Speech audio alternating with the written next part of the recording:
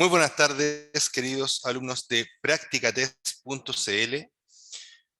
Nos encontramos hoy iniciando un nuevo ciclo de clases de conducción clase C, ¿cierto? Para preparar nuestro examen teórico y también para saber algunos detallitos que nos van a ser muy útiles al momento de nosotros conducir nuestra motocicleta. Entonces, este ciclo parte con el tema 2 de los temarios de clase C, y habla de el funcionamiento de la motocicleta, ¿cierto? La licencia clase C es para conducir motocicletas, por ende debemos conocer por lo menos los detalles más básicos de su funcionamiento, sus partes, etc. Entonces, en esta unidad vamos a conocer el funcionamiento de una motocicleta en su interior, hablando de, por ejemplo, el motor, el chasis y el resto de los sistemas que la hacen funcionar. También trataremos cómo realizar un buen mantenimiento de ruedas, neumáticos, frenos y espejos, y cómo las fuerzas físicas inciden a la hora de manejar una motocicleta. Entonces nos vamos a fijar, por ejemplo, vamos a empezar hablando del chasis. ¿Qué es el chasis? El chasis es la base de todo vehículo. Es el esqueleto, como dice acá, de la motocicleta. Entonces dice que el chasis o bastidor de la motocicleta es como un esqueleto del vehículo en donde se instalan la mayoría de los elementos. Los más importantes son la horquilla delantera y el brazo basculante. Cuando hablamos de la horquilla delantera y del brazo basculante, estamos hablando de su sistema de suspensión y amortiguación de impactos, ¿ya?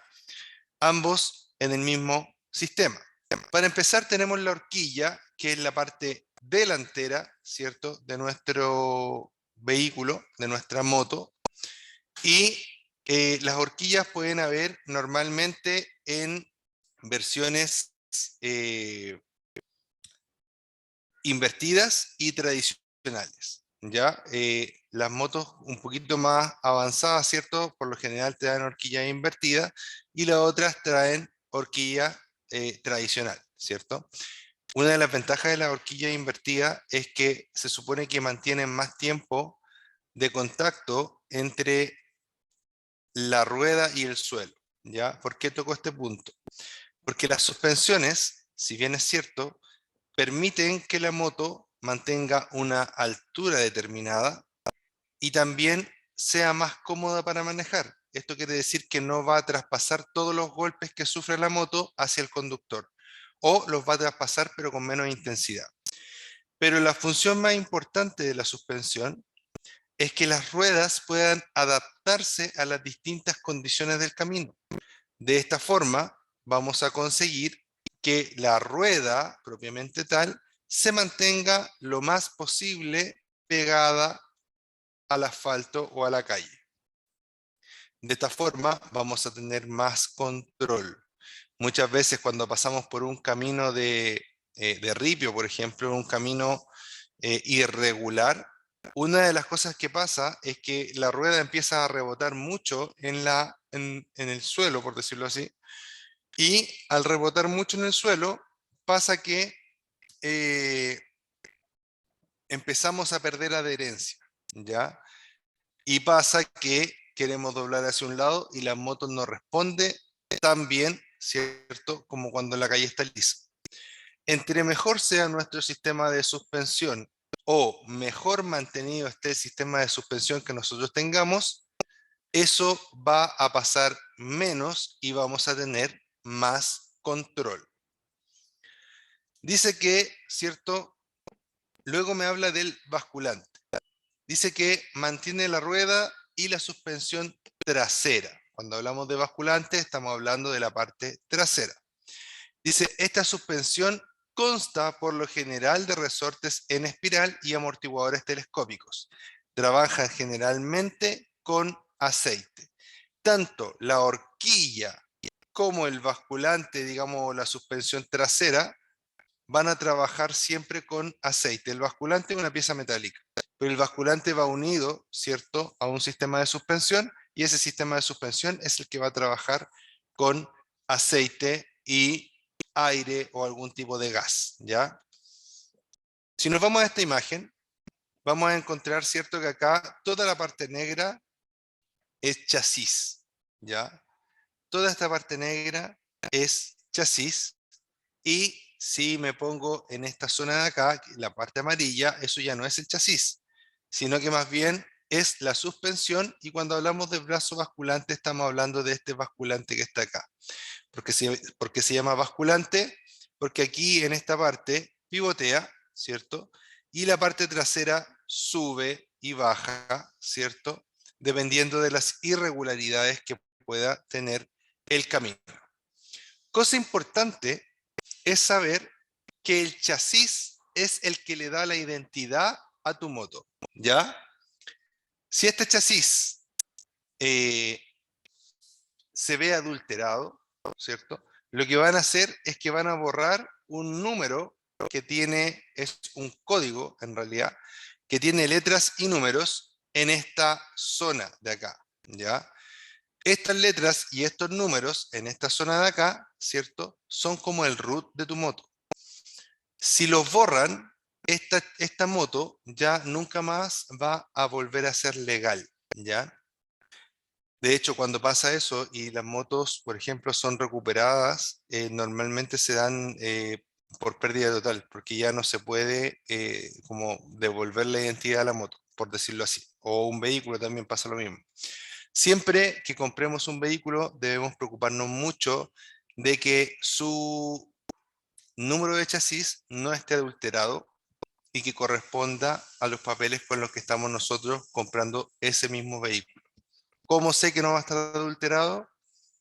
Es difícil estar 100% seguro, pero un buen indicador es que los números del chasis, ¿cierto?, Eh, estén escritos de forma pareja y uniforme, ¿ya? Si veo que un número es más grande, otro más chico, o que algún número está chueco, es muy probable que esa moto haya sufrido un cambio de identidad y por ende podría estar comprando un gran problema, ¿ya?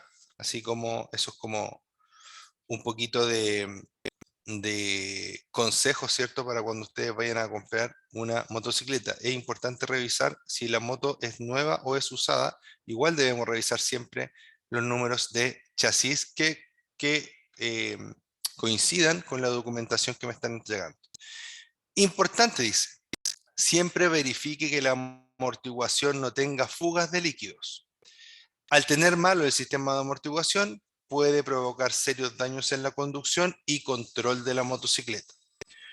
Cuando los amortiguadores están malos, chiquillos, la moto va a andar igual, ¿ya? Puede que ande más alta, más baja o en la misma posición, pero se va a notar cuando ustedes pasen por un bache y deban tener control de la moto. En ese momento se va a notar realmente cómo está la suspensión.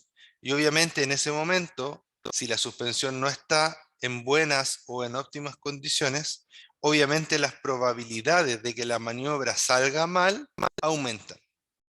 Por ende, siempre debo revisar que mis sistemas de suspensión, ¿cierto?, estén funcionando correctamente. Y además de eso, debo fijarme siempre en el tema de las fugas, porque aparte de que la suspensión va a estar funcionando mal, que voy a tener menos control, ¿cierto? Voy a,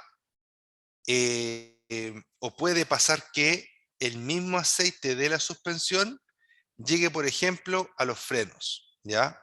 Y al llegar a los frenos, voy a tener el problema de que los frenos van a disminuir o anular su eficiencia. Es decir, que la moto podría frenar mucho menos o inclusive no frenar, producto que el sistema de frenos se contaminó con el aceite que puede caer, por ejemplo, desde las telescópicas, ¿cierto?, de la motocicleta, ¿ya? O desde la horquilla de la motocicleta. La horquilla la componen dos telescópicas por lo general. En este sistema de suspensión que tenemos acá se conoce normalmente o popularmente como monoshock, ¿ya? ¿Por qué? Porque tiene solamente una unidad que permite, en la parte trasera, digamos, que permite absorber los impactos. Si no es así, vamos a tener uno en este costado, hasta acá, y otro por el otro costado en la misma posición. Es decir, vamos a tener dos amortiguadores independientes por lado.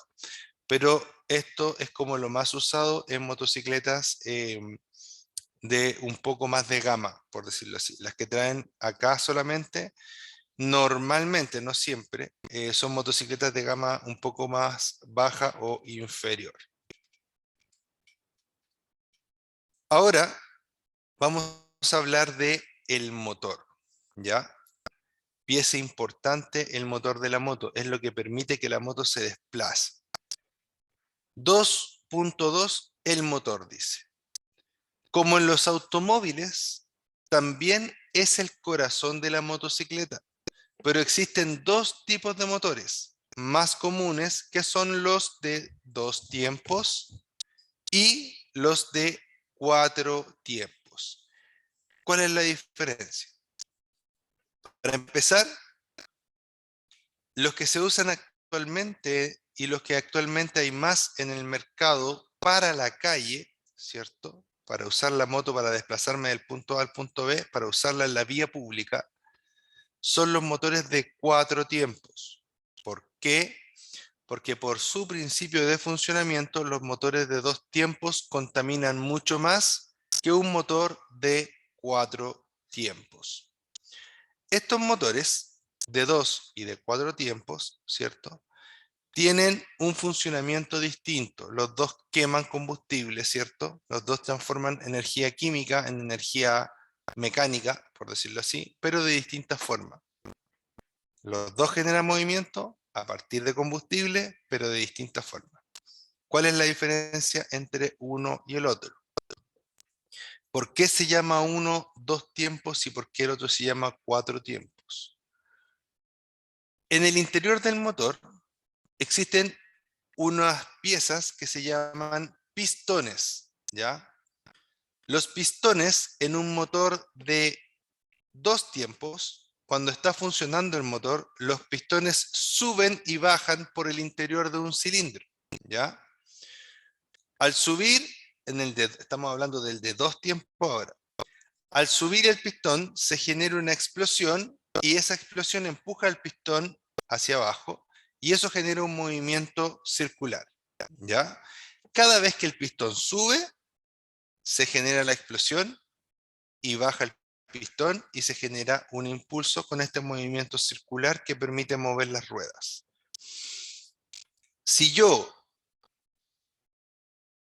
me voy al motor de 4 tiempos, ¿se acuerdan que dije que cada vez que el pistón subía en el motor de 2 tiempos se generaba una explosión y un impulso? Cuando me voy al motor de 4 tiempos, cada 2 veces que llega el pistón arriba, solo hay una explosión. Por ende, el pistón sube, explosión, baja, sube, baja, sube, y ahí recién otra explosión. ¿Ya? Entonces, el motor de 2 tiempos, o en el motor de 2 tiempos, el pistón viaja 2 veces para generar un impulso. En el motor de 4 tiempos, el pistón viaja 4 veces para generar un solo impulso. Por eso uno se llama de 2 tiempos y el otro se llama de 4 tiempos. Pero, profe, usted dijo que el motor de 2 tiempos era muy contaminante. ¿Por qué? Muy fácil. Porque en los motores de 2 tiempos, lo que se quema es una mezcla de aceite y gasolina. Y en los motores de 4 tiempos solo se quema gasolina, ¿ya? En los motores de 2 tiempos se combina el aceite con la gasolina y a la vez que está entrando la gasolina, ¿cierto? Con el aceite, lubrica, sella, produce la explosión y eso se elimina por una válvula de escape o por una lumbrera que se llama en los motores de 2 tiempos. En cambio, en los motores de 4 tiempos, lo único que se quema es combustible y el aceite está lubricando, pero está lubricando de forma independiente. Es por eso que a los motores de 4 tiempos se les cambia aceite, ¿ya? Porque tienen un cárter de aceite. Muchas veces a los motores de 2 tiempos también se les llama de cárter seco, ¿ya? Es súper importante que se entienda que los motores de 2 tiempos se siguen utilizando, pero solamente para cosas que no necesitan funcionar tanto rato. Por ejemplo, ¿dónde encontramos motores de 2 tiempos? En las cortadoras de pasto, en las motos deportivas. Deportivas me refiero a que son usadas exclusivamente para deporte, como las motos de enduro, las motos de motocross, las motos de freestyle, estas motos que saltan por el aire y hacen trucos. Todas esas motos normalmente pueden ser de 2 tiempos, ¿ya? O las motos de trial, que ponen una pista de obstáculos, los pilotos van bien lento, pero se puntúa como el estilo con el cual van sorteando los obstáculos, también son de 2 tiempos. ¿Por qué? Porque los motores de 2 tiempos son mucho más explosivos, por decirlo así, ¿ya? Reaccionan mucho más rápido cuando uno acelera, ¿ya? Si yo comparo dos motores de 250 centímetros cúbicos, uno de 2 y uno de 4 tiempos, probablemente el de 2 tiempos va a ser más potente que el de 4 tiempos. ¿Por qué? Porque genera más explosiones, más impulso, y el impulso es así mucho más rápido, ¿ya? Se logra una aceleración más rápida. Luego, ¿cierto? Hablando del motor, vamos a hablar también de los sistemas de enfriamiento que podemos encontrar en una moto. Los motores son máquinas térmicas que a partir de la energía contenida en el combustible producen energía de movimiento o energía mecánica. Sin embargo, lo que nosotros necesitamos es solo el movimiento, pero aparte del movimiento conseguimos otras cosas en el motor, como por ejemplo un excesivo calor. El calor que sale del motor no lo necesitamos, de hecho lo perdemos, ¿ya? Entonces, cuando hay muchas explosiones dentro del motor en su normal funcionamiento, voy a tener que la temperatura del motor va a empezar a aumentar, ¿ya? El principal problema de los primeros motores que se crearon, estoy hablando de los primeros motores que se crearon, es que se autodestruían a sí mismos, porque en un momento había tanta temperatura que se incendiaban solos.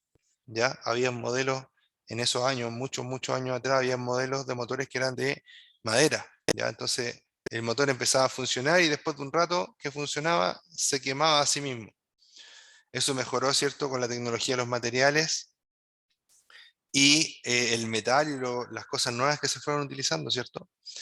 Pero en nuestro mundo, en nuestro tiempo, mejor dicho, tengo principalmente dos sistemas de eliminación de calor en los motores o sistemas de enfriamiento. Enfriar algo es quitarle el calor. Y para quitar el calor yo debo traspasarlo a otro lado. Existen los motores de motocicleta enfriados por aire, como este motor que se ve acá. Si ustedes se fijan, este motor tiene muchas rayitas acá y muchas rayitas por acá. Estas rayitas permiten que el aire interactúe mucho más con el motor. Estas rayitas permiten que el aire interactúe mucho más con el motor. De esta forma, ¿cierto? Este tipo de motores se llama motor refrigerado por aire, y la única forma que tiene para evacuar el calor es que mucho aire pase por donde está el motor, ¿cierto? Y de esta forma el aire que va pasando por ahí se lleva el calor con él, ¿ya? Y el motor va quedando un poco más frío y va pudiendo funcionar sin autodestruirse. ¿Cuál es el problema de este motor? El problema es que si la moto no se está moviendo, si la moto no está circulando, el calor se está acumulando y puede llegar a ser perjudicial para la moto. No es recomendable que una moto que es enfriada por aire se mantenga mucho rato en funcionamiento sin andar. Es decir, que el motor esté andando, pero que la moto no está andando. Ya la moto está en velocidad cero y el motor está funcionando. No es recomendable que se haga por mucho rato porque va a ocurrir un exceso de temperatura. Y luego tenemos el segundo caso, que es este motor que está acá, ¿ya? Este motor es un motor KTM, ¿cierto? Normalmente este motor se puede encontrar en motocicletas como la Duke o como la Pulsar, ¿ya? Unos motores muy similares a esto, ¿ya? Este motor ya no es enfriado por aire, de hecho carece de las rayitas que vimos en el motor anterior. ¿Se fijan que este motor es liso? Bueno, este motor es liso porque no necesita interactuar con el aire. Lo que hace este motor es que por dentro del motor existen unos espacios que están llenos de líquido y ese líquido está constantemente moviéndose y se está yendo a un radiador. Entonces acá el calor excesivo que no necesitamos se pasa a este líquido que se llama líquido refrigerante, ¿cierto? Líquido refrigerante anticongelante, así se debería decir más o menos, ¿cierto? Porque aparte de refrigerar, tiene una propiedad que se congela después que el agua, ¿ya? A menos grados que el agua. Entonces, o a menos temperatura que el agua, ¿ya? Entonces, estos motores, ¿cierto? No tienen las rayitas y pueden estar funcionando en cualquier condición sin que nos tengamos que preocupar demasiado. Lo único que nos debemos preocupar en estos motores es que el sistema esté funcionando, que tenga el agua suficiente, que la bomba de agua esté funcionando, etcétera, ¿ya? Pero una vez el sistema funcionando bien, prácticamente ya la temperatura no hay ningún problema, ¿ya? Muy importante, ¿cierto? El cambio de un motor de enfriado por aire a un motor enfriado por agua. Un motor enfriado por agua también puede tener, ¿cierto? Mejor rendimiento, ¿ya? Recuerden que siempre que sean enfriados por agua, voy a tener un radiador de agua, ¿ya? Existen algunas motos en las cuales también en la moto, aparte de un radiador de agua o aparte de las aletas, dependiendo del caso, normalmente esto pasa en los motores que son enfriados por, o sea, sí, enfriados por aire, ¿ya? Existe un radiador de aceite, ¿ya? Y a veces nos dicen que la moto es refrigerada por aceite. Eso está mal, ¿ya? La moto es refrigerada por aire y tiene un radiador de aceite que ayuda también al enfriamiento. Pero no es que sea enfriada por aceite, porque la principal misión del aceite es lubricar y es el punto que vamos a ver a continuación. Fíjense, esto que tenemos acá, ¿cierto? Habla de la lubricación. Para empezar, ya dijimos que los motores de 2 y de 4 tiempos son lubricaciones distintas. En el de 2 se mezcla con el combustible, el aceite, y en el de 4 solamente aceite en un lado, solamente combustible en el otro lado y no se debieran mezclar, ¿ya? La lubricación, ¿cierto? Depende de tener, vamos a hablar de un motor de 4 tiempos, de tener un reservorio de aceite, que en este caso es el cárter, y es la parte roja que se ve acá, ¿cierto? Y una bomba de aceite. Además de la bomba de aceite vamos a tener un filtro, ¿ya? Después voy a explicar por qué es el filtro. La bomba es para chupar aceite desde este cárter, que es como que el motor tuviera un lavatorio por debajo y ese lavatorio estuviera lleno de aceite, y ahí conectamos la bomba o sumergimos la bomba y esa bomba está succionando aceite a presión a las distintas partes del motor. ¿Por qué a presión? Porque existen partes en el motor, ¿cierto? Donde yo estoy, ¿cierto? Por ejemplo, esta es una parte, ¿ya? Y abraza otra parte y las dos son metálicas y tienen este movimiento, ¿se entiende? Entonces si yo tengo este movimiento con dos partes metálicas, lo que va a pasar es que se van a gastar muy rápido y se van a fatigar y se van a romper. ¿Cuál es la solución para ello? La lubricación. ¿Qué, qué se hace? Echamos aceite en esta zona y echamos aceite en esta zona y lo ponemos acá, y cuando giramos ya no se rozan tanto como antes. El aceite hace una película protectora alrededor de los metales y esto permite que los metales no se rocen entre sí y no se desgasten tan rápidamente. Siempre hay un gasto o un desgaste, pero no es tanto, sí, de hecho se reduce, diría que millones de veces, cuando ponemos lubricación. Ya la lubricación hace que las cosas no se raspen entre sí, que no haya tanta fricción, que se controle el roce, ¿ya? Y bueno, estos sistemas de lubricación están tan bien pensados que en vez de, cuando yo tengo dos cosas que están así, en vez de echarle aceite por los lados, en realidad sale aceite por el medio, y desde el medio sale hacia los lados, ¿cierto? De esta forma se logra la mejor lubricación, ¿ya? Por eso es muy importante que cuando los mecánicos arreglan los motores porque se fundieron, revisen bien que todos los hoyitos por donde pasa el aceite estén limpios para que el vehículo no se vuelva a fundir y no vuelva a tener problemas de ese tipo, ¿ya? Entonces dice que los motores de 4 tiempos tienen un sistema de lubricación independiente. Una bomba de aceite envía el aceite a presión a diferentes puntos del motor para disminuir la fricción, refrigerar el motor y evitar el desgaste de las partes móviles. Siempre, el motor siempre se gasta, chiquillo, siempre. Pero entre mejor sea el aceite que nosotros le pongamos, menos se gasta. Siempre se gasta, pero entre mejor aceite, menos se gasta. Si usted hace funcionar un motor sin aceite, le va a durar con suerte 10 minutos andando, ¿ya? O quizás menos. Y un motor con aceite le puede durar muchísimo, muchísimo, muchísimo.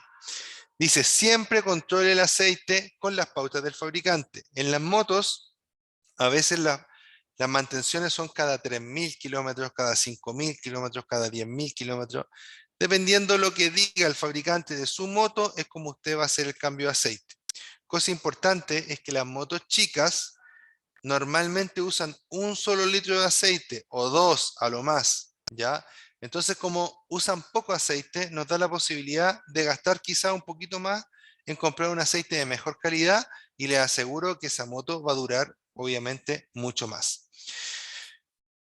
En su motor de 2 tiempos, el combustible se mezcla con el aceite para su funcionamiento. Ya eso es más de lo que ya habíamos hablado. Ahora vamos a hablar del sistema eléctrico. Principalmente vamos a hablar de la batería. Dice, la energía eléctrica para las luces procede de la batería, ¿ya? Dice que la batería contiene ácido sulfúrico que es corrosivo, es decir, ojo con cuando vamos a abrir una batería o cuando le vamos a sacar los tapones, que nos pueda saltar a los ojos o a la ropa, ¿ya? Nos puede hacer mucho daño, o a la piel también. Cualquier parte que el ácido sulfúrico toque es muy corrosivo, entonces nos puede quemar la piel, nos puede dañar la ropa, los ojos, para qué decir. Entonces siempre con todas las medidas de precaución necesarias, ¿ya? Y por lo tanto peligroso para la piel, dice. Entonces, bueno, en la actualidad ya no quedan muchas baterías a las cuales se les puede hacer mantenimiento. Sin embargo, en el mundo de la moto sí hay, y se tiene contacto también un poquito con la batería cuando uno la compra nueva, ¿ya? Siempre seguir al pie de la letra la recomendación del fabricante. Y si nosotros no sabemos mucho de temas de batería, moto y todo eso, siempre es mejor pedirle a la persona que nos vende la batería que la pueda activar y que la deje instalada si es posible. ¿Ya? Y si no, en un taller que realmente sepan lo que están haciendo. Las baterías de las motos muchas veces las venden para que uno las active en la casa, distinto a una batería de un automóvil que siempre te las venden listas para funcionar. La batería de la moto en muchas ocasiones no es así, por eso se los digo, ¿ya? Pero si yo no sé, mejor que eso se lo deje a una persona que sí sabe, ¿cierto? Y que no va a tener problemas, ¿cierto? No va a tener un accidente por desconocimiento. Dice que la entrada en contacto con la ropa también puede destruirla. Sigue hablando del ácido sulfúrico. Si falta líquido en la batería, póngale únicamente agua destilada. Las baterías no, o sea, perdón, algunas baterías no necesitan mantención. ¿Se acuerdan que recién les dije que ya quedan muy pocas baterías en las cuales uno puede abrirlas, ¿cierto? Digamos, para hacerles mantenimiento, agregarles más agua, etcétera? Bueno, eso es porque en la actualidad la gran mayoría de las baterías que se venden y se fabrican son de libre mantenimiento, que en vez de traer agua adentro, traen una especie de gel. Entonces el gel cuesta más que se evapore, por decirlo así, y por ende la batería dura más sin que se le tenga que hacer mantenimiento. Cuando se echa a perder simplemente se cambia. Ya que hablamos de la batería, ¿cierto? Voy a hablar ahora algo muy, pero muy importante acerca de los fusibles, ¿ya? Esta es una de las partes que a mí más me gusta porque siento que les va a servir mucho en el futuro. La gran mayoría de las personas conocen lo que es un fusible, pero muchas de ellas no entienden cómo funciona. Imaginemos que esto es un cable, ¿cierto? Mis dos dedos son un cable. Este cable soporta cierta cantidad de amperes, ¿ya? Amperes es la cantidad de corriente que está pasando por ese cable. Si el cable es más grueso, soporta más amperes. Si el cable es más delgado, soporta menos amperes. Si yo un cable que soporta 100 amperes, yo le pongo 200 amperes, voy a hacer que ese cable se ponga incandescente al rojo vivo, se corte y produzca un incendio, porque se va a calentar demasiado esa zona. Entonces, los cables tienen cierta capacidad y están pensados solo para la función que trae originalmente la moto. Si yo tengo un cable, ¿cierto? Este mismo cable, y yo lo quiero proteger, lo corto y le pongo un puente formado con un fusible. ¿Ya? Eso es un fusible. ¿Cuál es la gracia del fusible? Imaginemos que este cable soporta, antes de tener daño, ¿cierto? Soporta 15 amperes. ¿Ya? Antes de tener daño, el cable soporta 15 amperes. Yo voy y le pongo un fusible que soporte solo 10 amperes y pongo cargas que se puedan, o, ¿cómo le podríamos decir? O piezas, ¿cierto? Que utilicen solamente 10 amperes, que puedan funcionar bien con 10 amperes. ¿Ya? Entonces, estas dos piezas, ¿cierto? Estos dos cables que se separan y se unen con este fusible, quedan protegidos. ¿Por qué quedan protegidos? Porque si hay una sobrecarga en el sistema y se consumen más de los 10 amperes del fusible, el fusible se va a cortar y va a evitar que ese cable siga funcionando. Eso quiere decir que probablemente la moto se va a detener, por ejemplo. ¿Por qué? Porque hay un cortocircuito en el sistema, una falla en el sistema, y esta falla, ¿cierto? Si no hubiera estado el fusible, habría provocado un incendio en la moto o que el cable se hubiera quemado, ¿ya? Entonces, cuando a mí me pasa esto en la moto y yo cambio y le pongo un fusible más grande, lo que estoy haciendo es que se queme el cable y no se queme el fusible. El cable y reparar el cable es súper caro. El fusible vale 100 pesos. Por eso que nunca debemos cambiar el valor del fusible. Y ahora les pongo dos ejemplos para que me entiendan un poco mejor, ¿cierto? Acerca de cómo funcionan los fusibles. Imaginémonos que vamos en la moto, ¿cierto? Súper rápido, y pasamos por un hoyo. Como nos pegó un sacudón en la moto, ¿cierto? Iban dos cables adentro de la moto y con la sacudida, esos dos cables, uno positivo y uno negativo, que no se tienen que tocar, se tocan. Y como se tocan, se quema el fusible. ¿Qué voy a hacer? Voy a poner un fusible nuevo, echo a andar de nuevo la moto, como estos dos cables se tocaron, se cortó el fusible, la moto se apagó. Cambio el fusible por uno nuevo, imaginemos que es un fusible rojo de 10 amperes, saco el fusible, pongo el fusible nuevo, el mismo fusible también de 10 amperes, echo a andar la moto y la moto parte, sin ningún problema, como si nada hubiera pasado. La echo a andar, sigo camino, no pasa nada, perfecto. Ese es un tipo de falla que puede quemar un fusible y es una falla temporal. ¿Ya? ¿Qué significa? Que los cables hicieron esto, se tocaron y se separaron. Al momento que se tocaron, se quemó el fusible, pero después se separaron. Por ende, yo puse un fusible nuevo y como estaban separados, no hubo más problema. El problema está cuando estos dos cables se juntan, el mismo caso, pasé por un hoyo, iba en la moto, etcétera, ¿cierto? Estos dos cables se juntaron y quedaron pegados. Entonces se quemó el fusible y yo fui y le puse un fusible nuevo de 10 amperes. Eché a andar la moto de nuevo y se quemó, partió y se paró al tiro. Vamos a ver el fusible y de nuevo está quemado. ¿Qué hace la gente que no sabe ahí? Va y compra un fusible de mayor amperaje para que pueda aguantar. Y a veces resulta, Pero ¿qué pasa? Que como hay un cortocircuito en algún lado, se produce un incendio, o se quema el cable, o se quema el computador de la moto, etc. Se producen más daños. Entonces, ¿qué pasa? Cuando pasa esto, que yo pongo el fusible nuevo y se vuelve a quemar de inmediato, lo que debo hacer es buscar la causa de la falla. Si yo no sé, llevar la moto a un mecánico, un eléctrico que pueda buscar por qué se está quemando el fusible. Pero nunca debo cambiar el valor del fusible, ¿ya? Espero que esto les quede súper claro porque les va a servir para la prueba y les va a servir también mucho para el resto de su vida. Todas las cosas que ustedes ven eléctricas usan fusibles, de una o de otra forma, pero todos ocupan fusibles, sobre todo los vehículos, ¿ya? Y esta recomendación es aplicable a todo, ¿ya? Así que espero que les sirva y que lo lleven con ustedes para el resto de su vida. Importante, dice, el motor en una motocicleta se pone en funcionamiento por medio de un sistema de arranque que se acciona mediante circuito eléctrico accionado por un interruptor o bien por un sistema mecánico accionado por un pedal de arranque y bobina, ¿ya? Lo que les quiero decir acá es que existen dos tipos principalmente de formas de echar a andar la moto. Uno con un botón y un motor, y otro con un pedal, ¿cierto? Que es como darle cuerda al motor y echarlo a andar. Siempre, si pueden, elijan motos que, para comprarse, ¿cierto?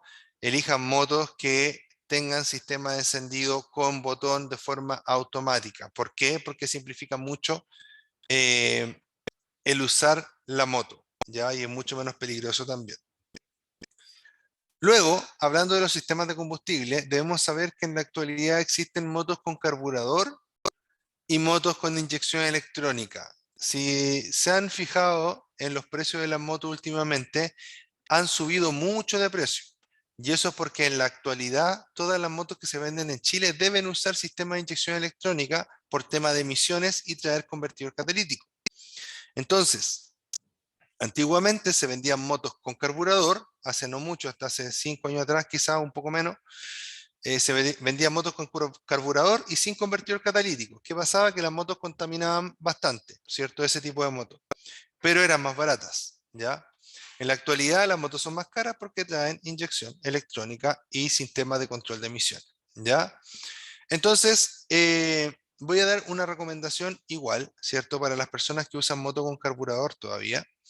Las motos con carburador tienen una llave de paso, que da hartos problemas, le da hartos problemas a los conductores porque muchas veces es algo sencillo, pero no se da el tiempo las personas o nadie les informa cómo funciona. La llave de paso tiene tres posiciones, una que está encendida, una que está apagada y una que se llama reserva. Cuando usted anda en la moto siempre tiene que andar en la posición on, ¿ya? ¿Por qué? Porque usted va a ir en la moto y muchas veces, como las motos tienen poca autonomía, es decir, que hay que ir más seguido a la bomba a cargar combustible, a veces uno queda sin combustible a mitad de camino. Si la llave de paso está en la posición on, usted tiene la reserva. Entonces cambia de la posición on a la posición de reserva y va a caer una reserva de combustible para que usted pueda llevarla a cargar combustible, obviamente. Pero si usted anda siempre con la llave, se le olvida, por ejemplo, y la deja en la reserva, el combustible va a bajar de una. Y cuando le pase esto, que usted no se dé cuenta de que quedaba poco combustible en el estanque y quedó en pana, ¿cierto? Por combustible, no va a tener reserva. Y ahí no hay nada más que hacer que caminar con la moto de un lado hasta llegar a una bomba o pedirle a otro motocompita, ¿cierto? Que nos pueda dar un poquito de combustible para llegar a la bomba, pero en los dos casos es muy incómodo, ¿cierto? Siendo que la moto trae un sistema para que eso no te pase, ¿ya? Entonces siempre la llave de paso en la posición on y cuando termine de usar la moto, sobre todo cuando va a estar mucho rato detenida, una semana parada, por ejemplo, a la posición off idealmente, o también para la noche a la posición off idealmente. Pero si la moto está en buenas condiciones y usted no le corta el paso de combustible, no debiera pasar nada, ¿ya? De un día para otro me refiero. Luego del sistema de escape, les voy a decir que normalmente las motos, o los motociclistas en realidad, queremos cambiarle el escape a la moto. Compramos una moto, lo primero que queremos hacer es ponerle un escape que suene más fuerte, ¿cierto? Bueno, le voy a pedir que lo piense dos veces y le voy a decir que los sistemas de escape de buena calidad son caros. ¿ya? Entonces no les recomiendo poner estos sistemas de escape de procedencia china normalmente, ya les dicen escapes chinos de hecho, independiente de donde lo hagan, pero que sea un escape de mala calidad, ya no les recomiendo un escape de mala calidad, ya, independiente que sea chino, también hay escapes chinos que son muy buenos, ya, pero que no sea un escape de mala calidad si usted va a cambiar el sistema de escape. Y lo otro es que piense bien qué escape le va a poner a su moto, porque va a perjudicar en la contaminación acústica, ¿ya? Y lo va a terminar choreando el escape rápido, ¿cierto? Así que piense bien si le cambia el escape o no le cambia el escape. Yo preferiría gastar ese tipo de plata, ese tipo de inversión en ponerle unos mejores neumáticos que se adhieran mejor al suelo, etcétera, porque normalmente nunca las motos nuevas o cuando uno compra una moto usada menos aún, viene con unos buenos neumáticos. Y unos buenos neumáticos sí son una muy buena mejora para la conducción y la seguridad de la moto. Entonces, ahí de repente debemos que, tenemos que echar un poquito a la balanza, ¿cierto? ¿Qué nos conviene más y qué nos conviene menos con respecto a la plata que vamos a gastar en mejorar la moto? ¿Ya? Entonces dice que el sistema de escape consta del tubo de escape de gases y del silenciador. La misión del silenciador es reducir el nivel de ruido, que las motos hacen mucho ruido sin silenciador.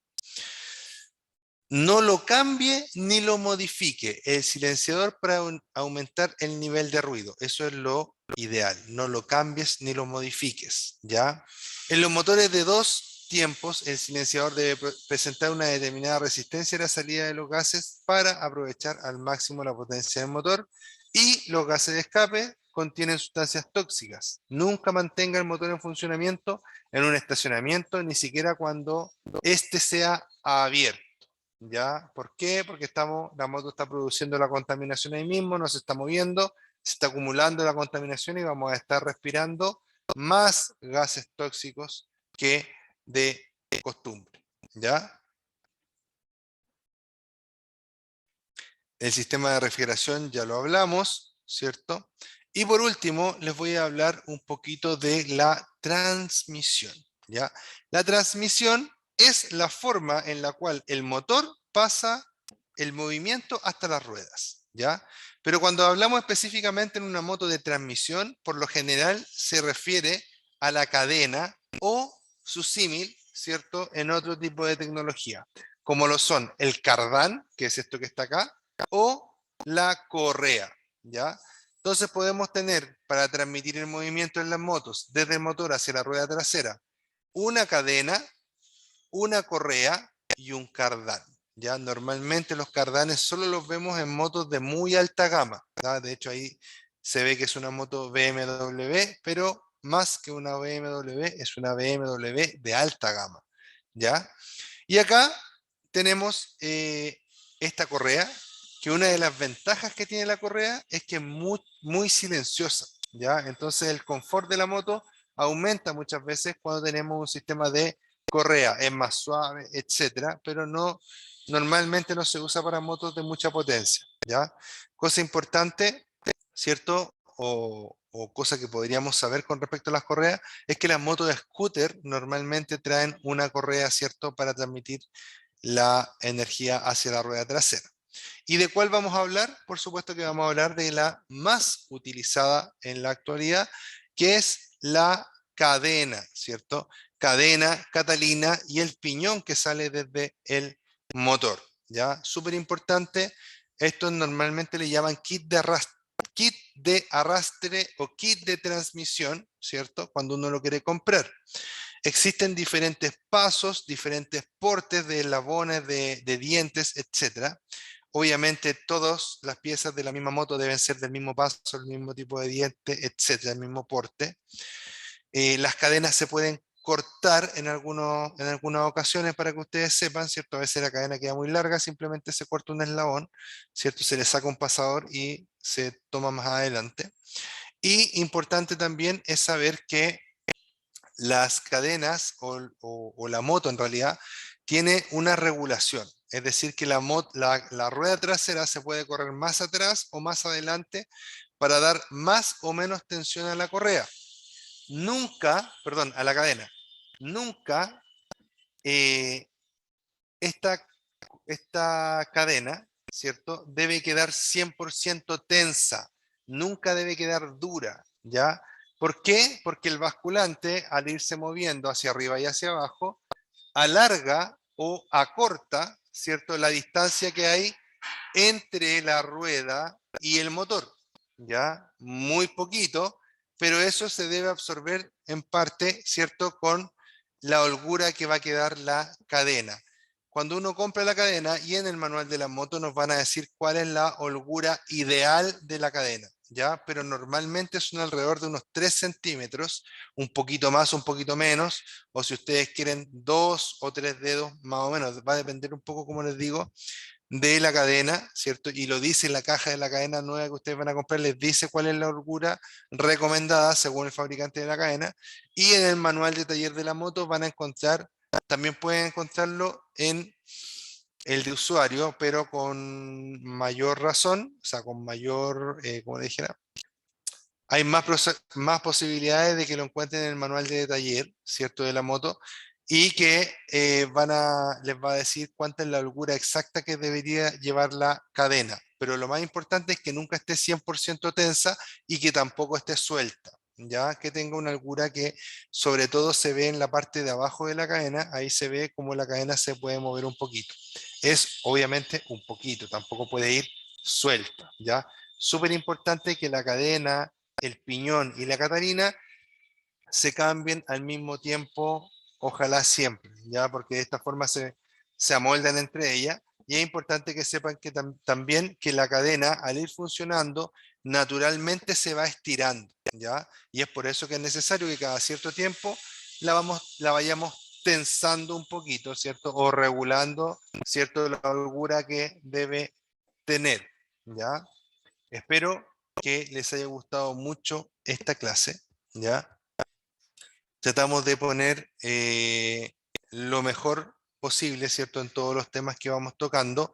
Si tienen alguna sugerencia o algún reclamo, también se pueden contactar con nuestros contactos, a nuestros contactos, a nuestras redes, y lo vamos conversando en conjunto para poder ir mejorando. Les recuerdo que esto es practicatest.cl, el mejor lugar para que te puedas preparar para tu licencia clase C y todas las otras también. Y que yo soy Ricardo Cornejo. Nos vemos mañana en una nueva clase a las 3:15.